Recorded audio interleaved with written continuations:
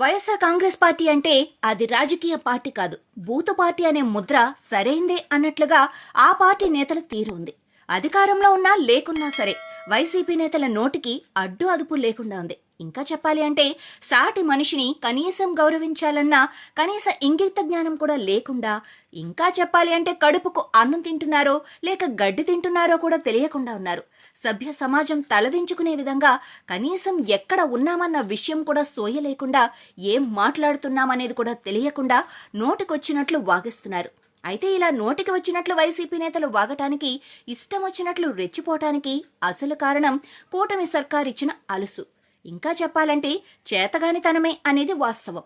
అధికారంలోకి వచ్చి ఏడాదిన్నర దాటినా కూడా తప్పు చేసిన వారి తాట తీయటానికి ఇప్పటికీ వెనకడుగు వేస్తున్న ప్రభుత్వ పెద్దలదే ముమ్మాటికి తప్పు. ఏపీలో తిరుమల లడ్డూ కల్తీ నెయ్యి వ్యవహారం పెద్ద దుమారం రేపుతోంది. లడ్డూ తయారీలో వినియోగించిన నెయ్యిలో కల్తీ జరిగిందని సిబిఐ ఛార్జిషీట్లో రుజువైంది. పాలు పెరుగు లేకుండా కూరగాయల ప్రేరకాలు, రసాయనాలతో నెయ్యి లాంటి పదార్థం తయారు చేసి టీటీడీకి సరఫరా చేసినట్లు స్పష్టమైంది.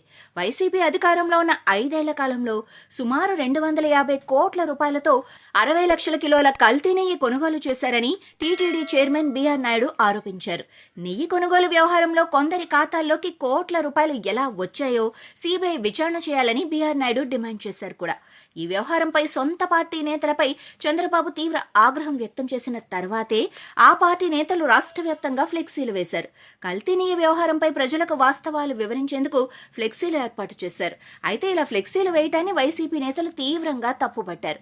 ప్రకాశం జిల్లా దర్శిలో టీడీపీ నేతలు ఏర్పాటు చేసిన ఫ్లెక్సీలను పట్టపగలే చించేసి నడి రోడ్డు మీద నిప్పు పెట్టారు. దీనిపై అడ్డుకునేందుకు వచ్చిన ఎస్ఐ మురళిపై దాడికి కూడా ప్రయత్నించారు వైసీపీ నేతలు.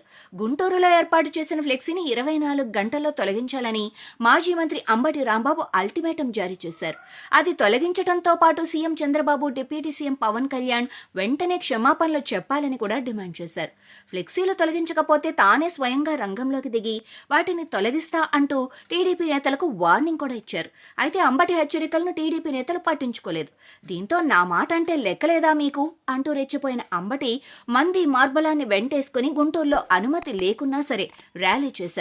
గుంటూరులో వెంకటేశ్వర స్వామి గుడి వద్ద టీడీపీ కార్యకర్తలు కల్తీ లడ్డూ బ్యానర్ కట్టిన చోటుకు వచ్చేందుకు ప్రయత్నం చేశారు. అయితే ఉద్రిక్తతలకు దారితీస్తుందని, ర్యాలీకి అనుమతి లేదని పోలీసులు అడ్డుకునే ప్రయత్నం చేశారు. దీంతో రెచ్చిపోయిన అంబటి ఉచ్చనీచాలు మర్చిపోయారు. చదువుకున్న వ్యక్తి అనే విషయం కూడా మర్చిపోయారు. తనకంటే వయసులో పెద్ద, ఉన్నతమైన స్థానంలో ఉన్నాడన్న కనీస విషయం కూడా మర్చిపోయిన అంబటి నోటికొచ్చిన గాలి మాటలన్నీ అనేశారు.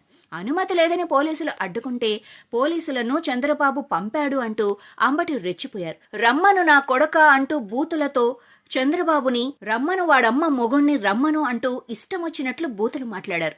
కారులో కూర్చున్న తర్వాత కూడా రమ్మను నా కొడుకును అంటూ సవాల్ విసిరారు. ఆ తర్వాత పోలీస్ ఆంక్షలు లెక్క చేయకుండా ముందుకు వెళ్లిపోయారు. ఇప్పుడు ఈ వీడియోలు సోషల్ మీడియాలో వైరల్గా మారాయి. నిజానికి అంబటి నోటి దురుసు ఇదే మొదటిసారి కాదు. గతంలో కూడా అనుమతి లేదని అడ్డుకున్న పోలీసులపై రెచ్చిపోయారు. నువ్వెవడ్రా నన్ను ఆపటానికి, నీ బతుకెంత, నువ్వు ఆఫ్టర్ ఆల్ పోలీస్ అంటూ కించపరిచే వ్యాఖ్యలు చేశారు. జగన్ సత్తెనపల్లి పర్యటన సమయంలో కూడా కాన్వాయ్ అనుమతి లేదని పోలీసులు అడ్డుకుంటే నీ సంగతి తేలుస్తా, నన్ను ఆపుతారా, మేము అధికారంలోకి వచ్చిన తర్వాత ఒక్కొక్కడికి తాట తీస్తా అని వార్నింగ్ కూడా ఇచ్చారు ఇదే అంబటి. నిజానికి అంబటి మాత్రమే కాదు, వైసీపీ నేతలంతా ఇదే తీరు.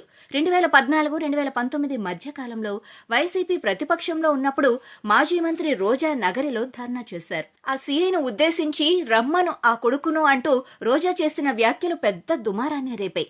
ఇక మాజీ డిప్యూటీ సీఎం ధర్మాన కృష్ణదాస్ అయితే అధికారంలో పదవిలో ఉన్నప్పుడే వేదికపై నుంచి మైకు పట్టుకొని కొడుకు అంటూ రెచ్చిపోయారు. మాజీ మంత్రి సీది అప్పలరాజు కూడా పోలీసులపై దురుసుగానే ప్రవర్తించారు.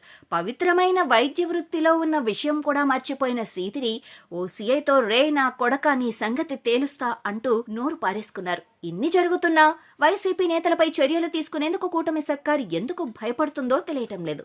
అందుకేనేమో మాజీ మంత్రి కొడాలి నాని ప్రతిసారి నా బొచ్చు కూడా పీకలేరు అని సవాల్ విసురుతూ ఉంటారు. అంటే టీడీపీ అధికారంలో ఉన్న సమయంలో చర్యలు తీసుకునే పరిస్థితి లేదని నానికి ముందే తెలుసన్నమాట. అందుకే అంబటి రాంబాబు కూడా కారులో నుంచి బయటకు వచ్చి మీడియా మైకు ముందే నోటుకొచ్చినట్లు వాగేసి కారులో తుర్రున వెళ్ళిపోయాడు. అంబటి బూతుల వీడియో ఉంది కదా, మరి దీని ఆధారంగానైనా అరెస్టు చేస్తారా, చర్యలు తీసుకుంటారా, లేదంటే మనకెందుకులే అని ఊరుకుంటారా? చూడాలి మరి.